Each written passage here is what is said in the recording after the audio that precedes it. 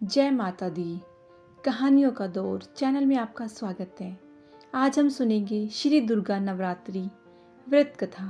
तो चलिए कथा शुरू करते हैं। एक समय बृहस्पति जी ब्रह्मा जी से बोले, हे ब्राह्मण श्रेष्ठ, चैत्र व आश्विन मास के शुक्ल पक्ष में नवरात्र का व्रत और उत्सव क्यों किया जाता है? इस व्रत का क्या फल है? इसे किस प्रकार करना उचित है? पहले इस व्रत को किसने किया, सो विस्तार से कहिए।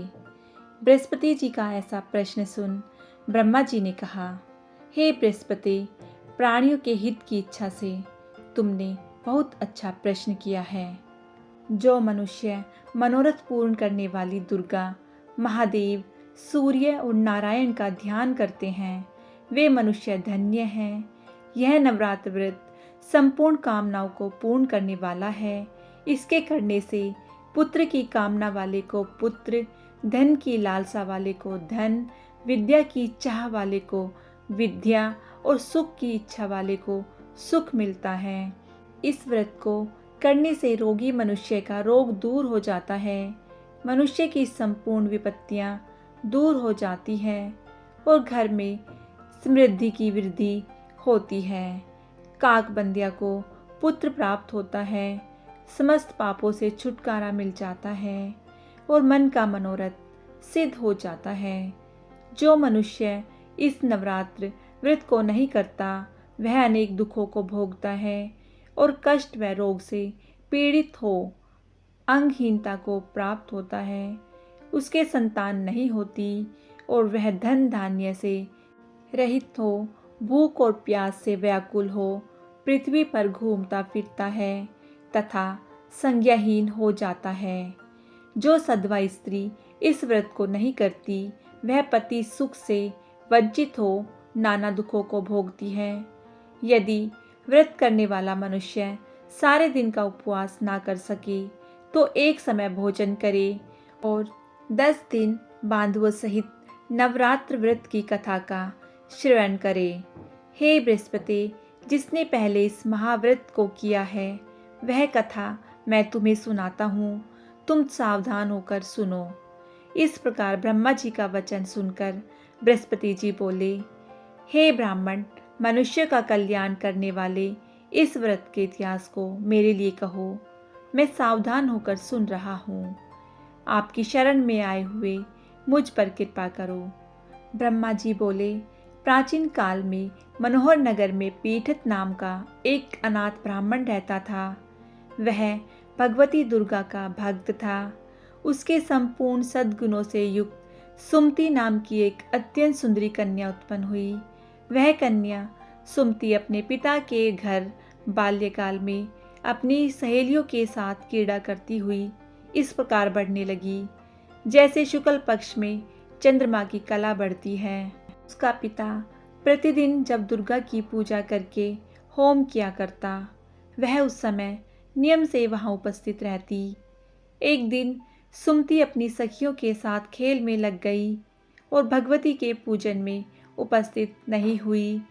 उसके पिता को पुत्री की ऐसी असावधानी देखकर क्रोध आया और वह पुत्री से कहने लगा, अरे दुष्ट पुत्री, आज तूने भगवती का पूजन नहीं किया, इस कारण मैं किसी कुष्ठी रोगी या दरिद्र मनुष्य के साथ तेरा विवाह करूंगा। पिता का ऐसा वचन सुन सुमति को बड़ा दुख हुआ और पिता से कहने लगी, हे पिता, मैं आपकी कन्या हूँ तथा सब तरह आपके अधीन हूँ। जैसी आपकी इच्छा हो वैसा ही करो। राजा से, कुष्ठी से, दरिद्र से अथवा जिसके साथ चाहो मेरा विवाह कर दो, पर होगा वही जो मेरे भाग्य में लिखा है। मेरा तो अटल विश्वास है, जो जैसा कर्म करता है उसको कर्मों के अनुसार वैसा ही फल प्राप्त होता है। क्योंकि कर्म करना मनुष्य के अधीन है, पर फल देना ईश्वर के अधीन है। जैसे अग्नि में पड़े तृणादि उसको अधिक प्रदीप्त कर देते हैं, इस प्रकार कन्या के निर्भयता से कहे हुए वचन सुन उस ब्राह्मण ने क्रोधित हो अपनी कन्या का विवाह एक कुष्ठी के साथ कर दिया और अत्यंत क्रोधित हो पुत्री से कहने लगा, हे पुत्री, अपने कर्म का फल भोगो। देखी भाग्य के भरोसे रहकर क्या करती हो। पिता के ऐसे कटु वचनों को सुन सुमति मन में विचार करने लगी, अहो मेरा बड़ा दुर्भाग्य है जिससे मुझे ऐसा पति मिला।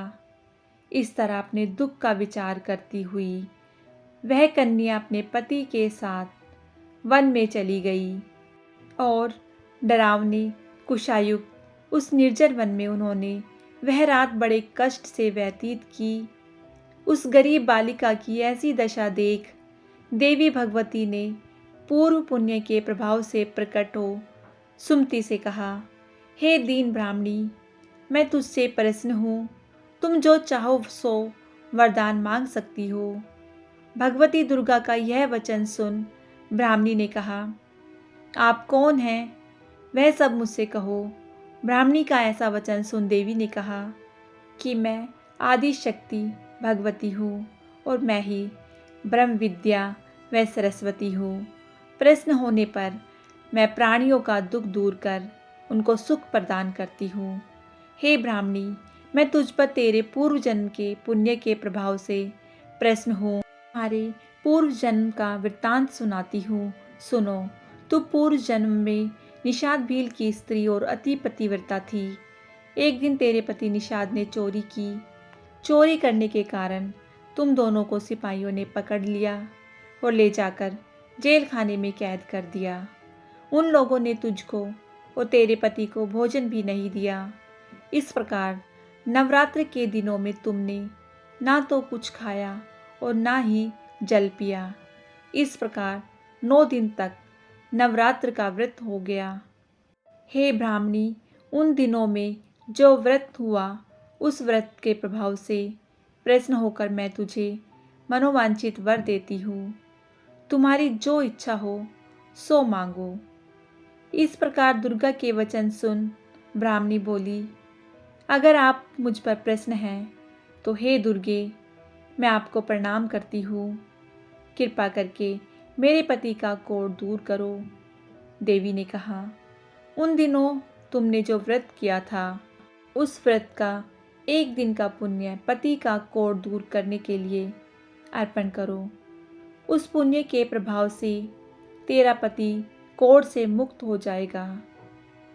ब्रह्मा जी बोले, इस प्रकार देवी के वचन सुन वह ब्राह्मणी बहुत प्रसन्न हुई और पति को निरोग करने की इच्छा से जब उसने तथास्तु ऐसा वचन कहा, तब उसके पति का शरीर भगवती दुर्गा की कृपा से कुष्ठ रोग से रहित हो अति कांतिवान हो गया।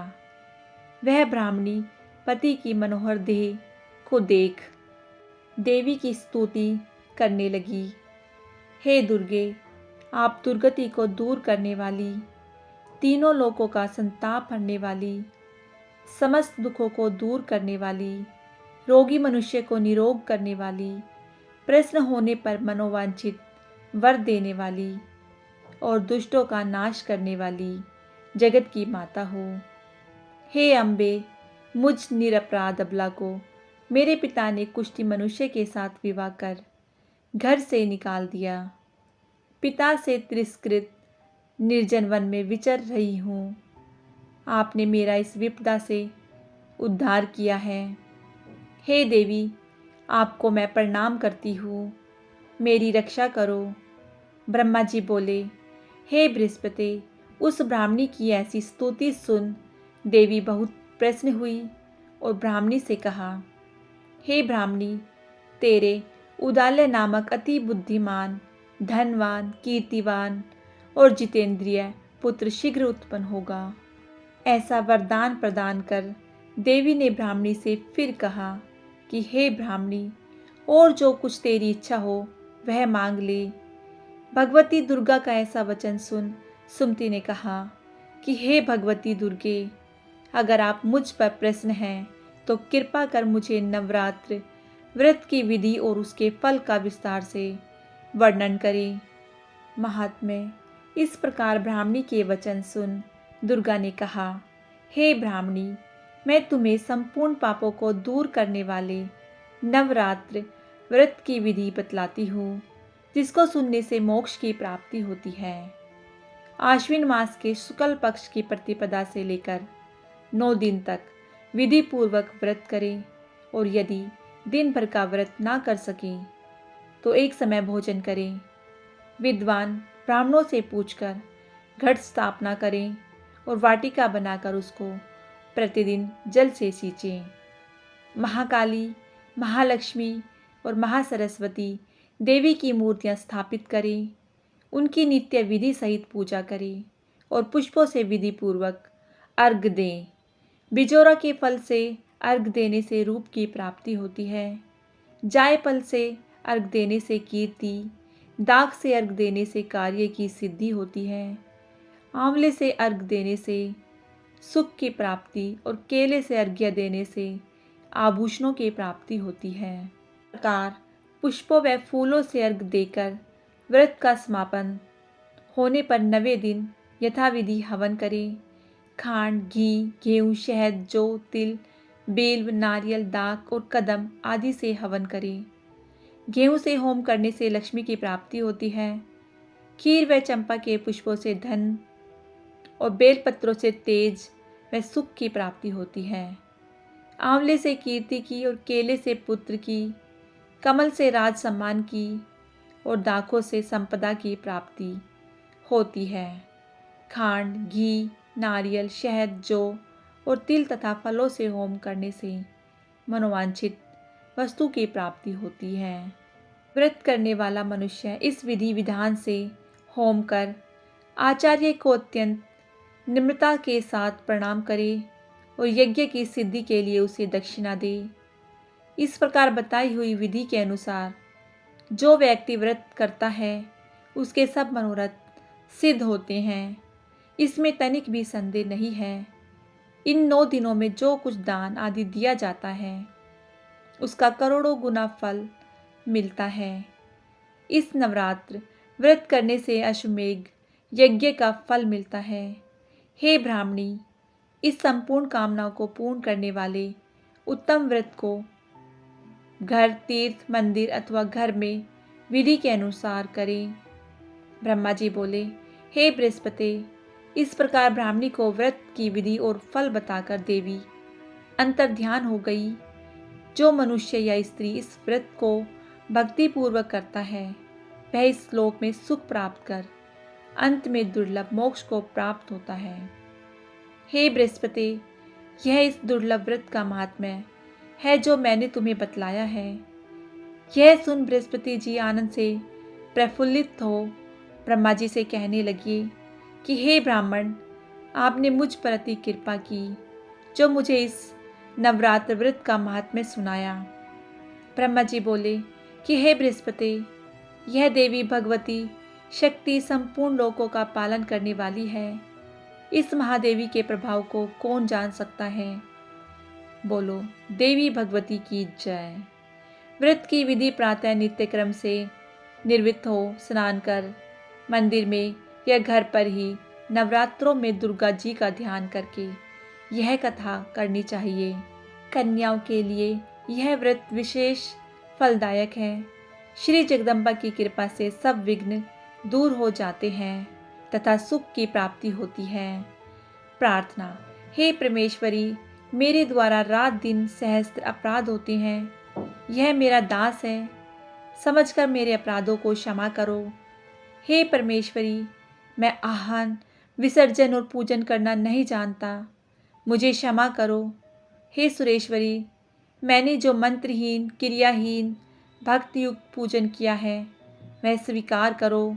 हे परमेश्वरी, अज्ञान से, भूल से अथवा बुद्धि भ्रांति से जो न्यूनता अथवा अधिकता हो गई है उसे क्षमा करिए तथा प्रसन्न होइए।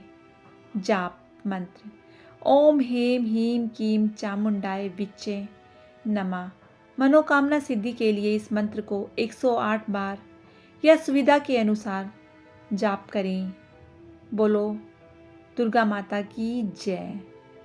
तो माता रानी के भक्तों, आपको ये कथा कैसी लगी यदि आपको ये कथा अच्छी लगी हो तो कथा को लाइक कीजिएगा, शेयर कीजिएगा और कमेंट में जय माता दी ज़रूर लिखिएगा। कथा सुनने के लिए बहुत बहुत धन्यवाद।